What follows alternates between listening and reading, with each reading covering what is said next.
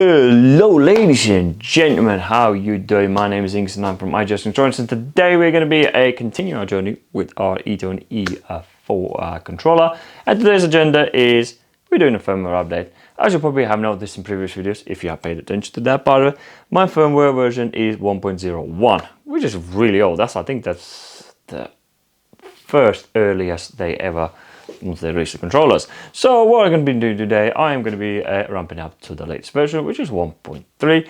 So and today I'm going to show you how I do that. So yes, so if you haven't seen the last videos, and we did quite about 3 or 4 now by now, I know, not sure, something like that. So do check out the playlist and all that. Of course, do check out the description below for quite valuable and hopefully useful links that I usually leave there in description, so do check it out. So yeah, and that's what we're doing today. So without further ado, let's get started.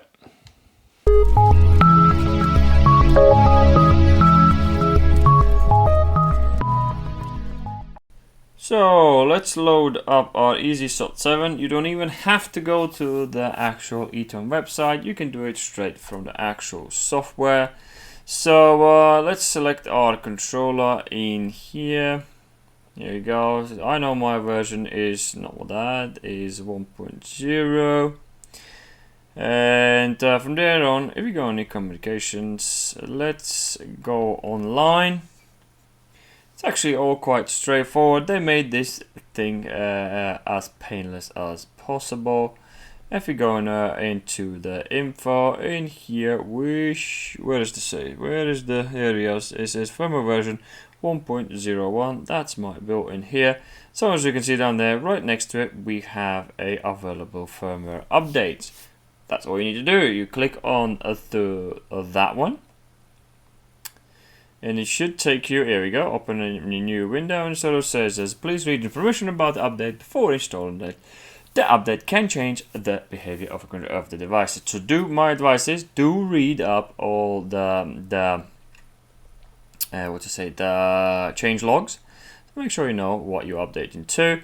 So the best thing is, if you bought a new controller and the firmware version is old, that's when you really want to update it. And unless you really need it to update, as I mentioned already, then only if there's new features that you would like to use. So I will go straight for, as you can see, there's expansion modules updates available. We might do that in the future once I get to it, the analog modules, things like that, but not today. And I'm gonna go straight for the latest one, which is 1.3. Just click a download, and add it. Just tell you where do you want to download it. Just save it, and it will download it for you into that folder. So that's done there. So once you download it, my file is right here. Open up, and in here is your update. So as you can see, 2 versions of here where you can read this German and English information, basically the manual.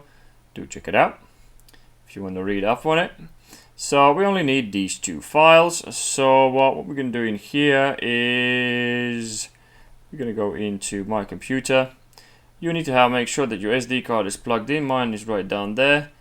If you already know that your card has been formatted to FAT32, so don't do this. I will quickly do that for the quick format to make sure it is FAT32, because I do believe this is my brand new one, so I'll make sure of that.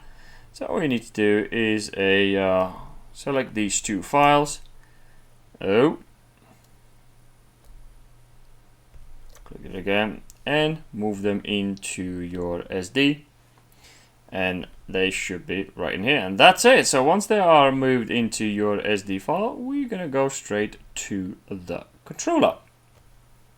So here we are. So we're back at the controller. So all we need to do is first, before we actually do that, let's double check to make sure that is information and system. It says, yeah, as you can see, we have a firmware version 1.01. So let's leave that. So let's depower the controller. That's the one thing you need to make sure the controller is dead. So, and then plug this SD card onto inside until you hear the click, and push it in nicely, properly, and just power up. And if everything's gone well, it should pop up with the screen waiting. And as you can see, is that what it's doing now is pumping the program out, all the files that it needs to back it up, and then it's going to wipe off the old OS and put the new one on. It's actually quite straightforward, made it very, very easy and no problem. So now I have to wait till it finishes. By the way, you can reverse it if you want to. You can literally you say, you know what, this firmware version is not really working for me, or you update your controller and your controller is not performing, because Eaton does warn, as you read, that there might be issues with the new updates. So make sure that everything functions correctly for you once you do that. So if it doesn't work, you can always revert back to if you want to. You just need to go to Eaton's website, and you need to download I usually leave. I already left the link in the description below, so where you can download it from previous videos. So if you click on the link, it'll take you straight to the website. So yeah, let's check out how we've done in here. System, and here we go. So our controller is now at 1.3, version 1.3. Another thing you can do in here, so if you want to update your extension cards, so if you go into card and manage SD, I believe that one. Let's put, don't quote me on it, I might be wrong now. So then it's a format and release the card. Oh, I thought there was something else in here we could have done. I'm not sure. Again, I will leave that for a future video. So yeah, and this is it. So that's how you update your controller. There's as well, you can update the extensions if you wish, but we're going to check that out possibly in a future videos as I get those cards. So let's get back to the laptop and check out how things are on there as well. Here we are, so we are back at the computer, so let's go back online. So, and do remember, this window is only visible if you are online. So if you're not online, it will not show you this window and you won't be able to see your firmware. So as you can see, my build now is a 1.3. So if you click available firmware updates, so let's see what it says now.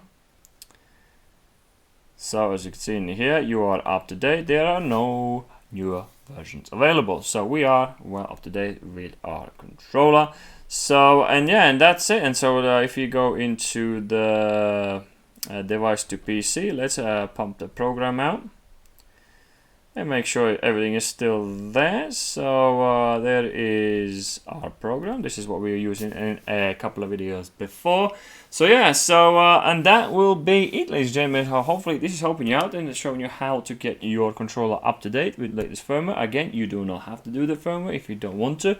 Only do the firmware. If I do suggest doing the firmware if you bought a new controller and the firmware is old, ramp it up to the latest version, and of course as well, if there's a new features that Eaton has released, do read up the changelog itself. So and if you want them, then yeah, then you definitely want to update as well. Other than that, as you can see, Eaton made it very, very easy to do that. So, and I like the fact that they incorporated the aspect into the actual software as well, which is absolutely yes for me.